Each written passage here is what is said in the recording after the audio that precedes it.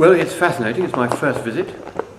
I have longed to come here because I've heard it's a very beautiful country, a very fascinating country.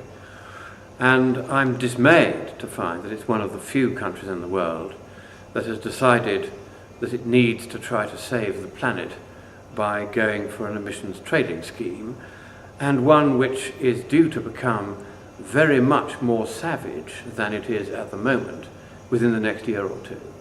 And the word I'm getting from businesses and from farmers is that this is going to begin crippling New Zealand in the next couple of years.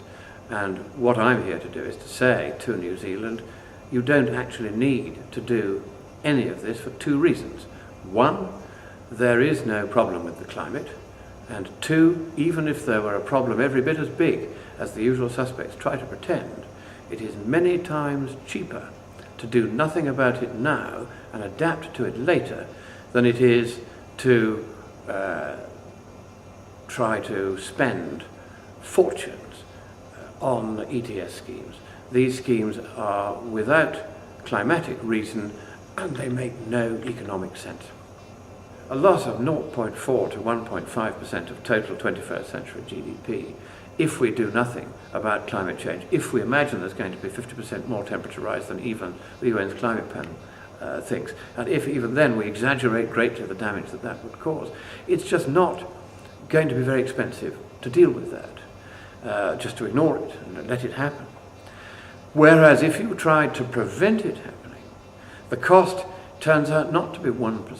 If you take the Gillard government's scheme, for instance, if everyone round the world were to operate a scheme like the Gillard scheme to try to make global warming go away, and if it were as cost ineffective as the Gillard government's scheme, which is fairly typical of the breed, it's about the same as yours here, it's about the same as the EU scheme when you cast up the overall numbers, then what you find is that you're going to be spending something like 60% of global GDP over the whole of the 21st century in just preventing this negligible amount of global warming from happening, instead of doing nothing and suffering only 0.4 to 1.5%. So you're looking at something like a 40-fold, it's 40 times more expensive to do something about global warming by having these ETS schemes than it is to do nothing at all, and instead use the money where it could do some real good, because there's also what Ross Garnaut rightly calls the opportunity loss. If you spend money on trying to make global warming go away in this hugely inefficient manner, then you can't spend it on anything else. Every cent you spend on making global warming go away, as Garnaut says, can't be spent on anything else. So what might you spend it on? Well, it costs $8 to save the sight of somebody going blind with trichiasis in Africa, of which tens of thousands every year do. $8 could save somebody's sight. And that $8 is better spent than all the trillions that are now being spent quite futilely on trying to make global warming go away, because is the amount of carbon dioxide being emitted worldwide falling? No, of course it's not. China has made it very plain she is going to go on building 2 new coal-fired power stations every week from now until roughly 2030, so that she can lift her own population out of poverty by the cheapest means available, which is fossil fuel electricity. Give them electricity, that's the best thing you can do for the poor. And lift them out of poverty, that stabilises the population. They've tried the one-child policy, that hasn't really worked. The one thing that would work would be to lift the average level of prosperity in China. The fastest way to do that, and the cheapest way to do that, is coal-fired electricity. And China knows it, which is why her annual statistical communiques say that's what she's going to do. And so when we're faced with the fact that China isn't going to have an ETS scheme, or if it does, it'll be a token $1.50 per tonne, rather than the $12.50 you're paying here and the $25 you'll be paying in a couple of years' time when they withdraw the 2-for-1 system. This is going to be crippling the New Zealand economy, crippling the Australian economy. It's already crippling the European economy. Just look at it collapse around us. And none of this is doing any good for the climate at all, because China is simply not going to play. Canada has said it's not going to play. Japan is not going to have a successor to Kyoto.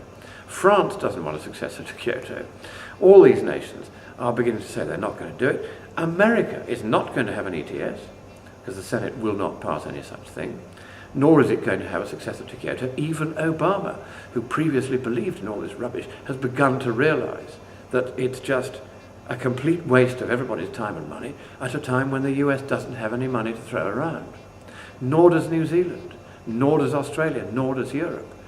They should close down all these climate-related activities. They are a total waste of money.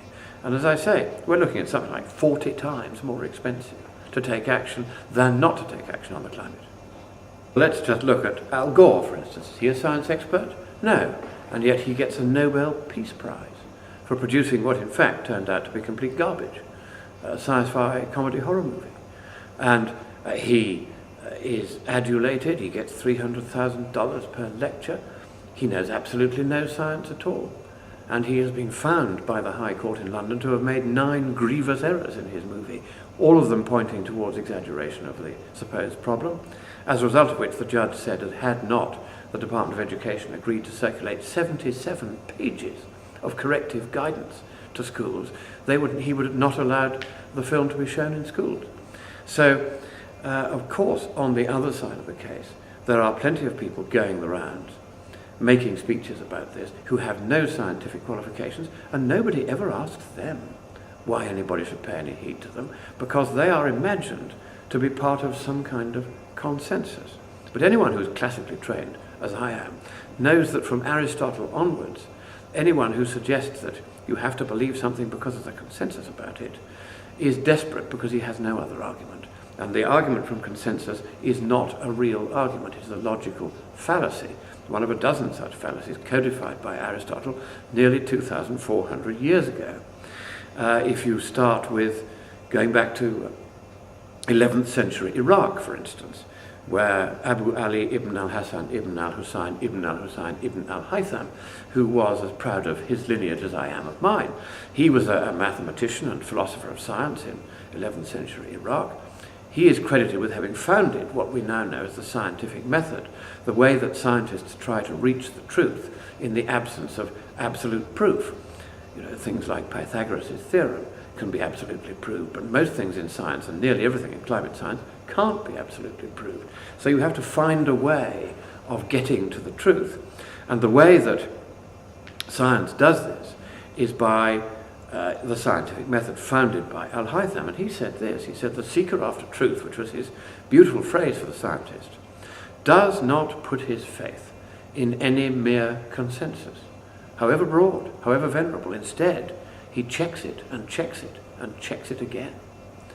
And there is the founder of the scientific method saying the same as Aristotle had said.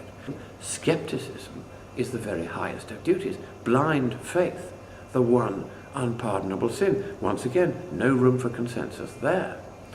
And Karl Popper, who formulated the scientific method for our own time with an iterative algorithm, at no point in that algorithm, which is a detailed description of how the scientific method should operate, is there anything, not a word, about consensus.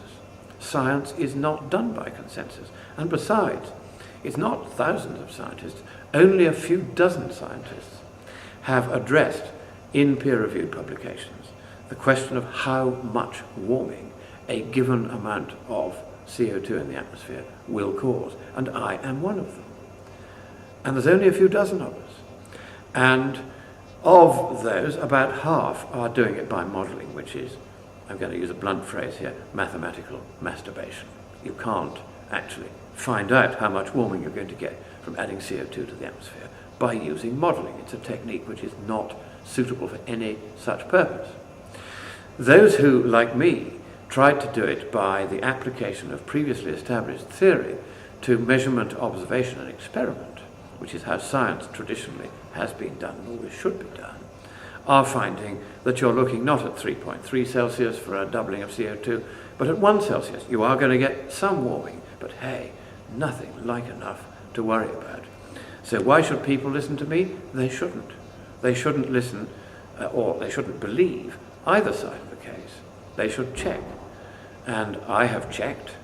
I originally thought there was a problem with the climate. I advised the Prime Minister 30 years ago that there might be a problem with this because the scientists were beginning to flag it up.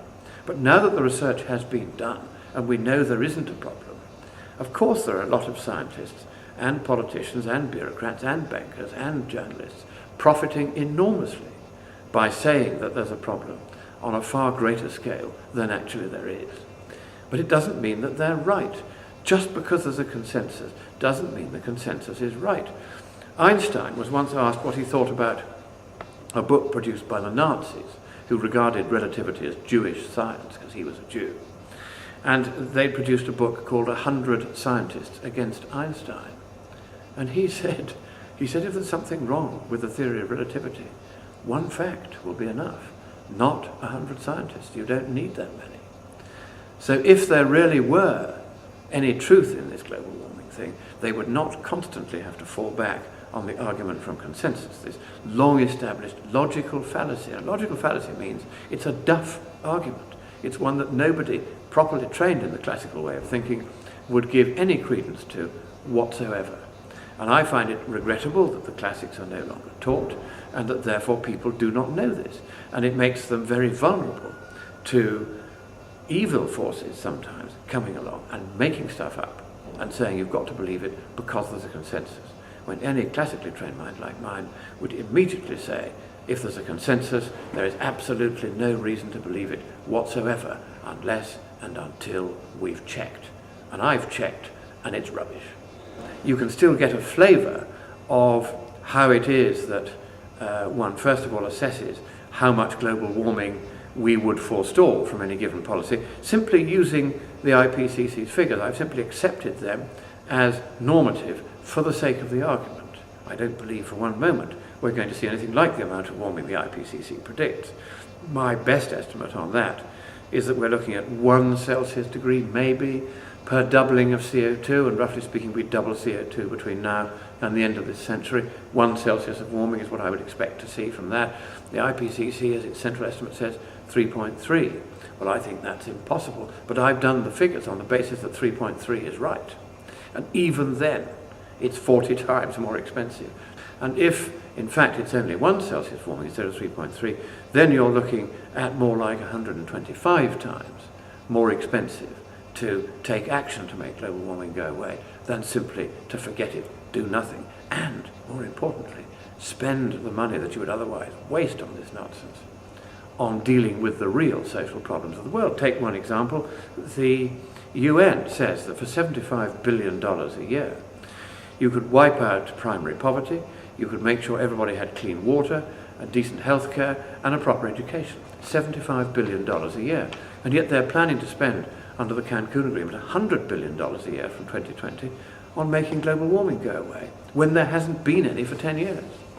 I find this an astonishing intellectual aberration, but it's also a very cruel one, because people are dying in their millions of starvation because we are not helping them when we could, because we're diverting the money that should be spent on them and wasting it on this chimera of global warming, which, even if the problem was as big as they said it was, it simply doesn't make any economic sense whatsoever to do anything about it.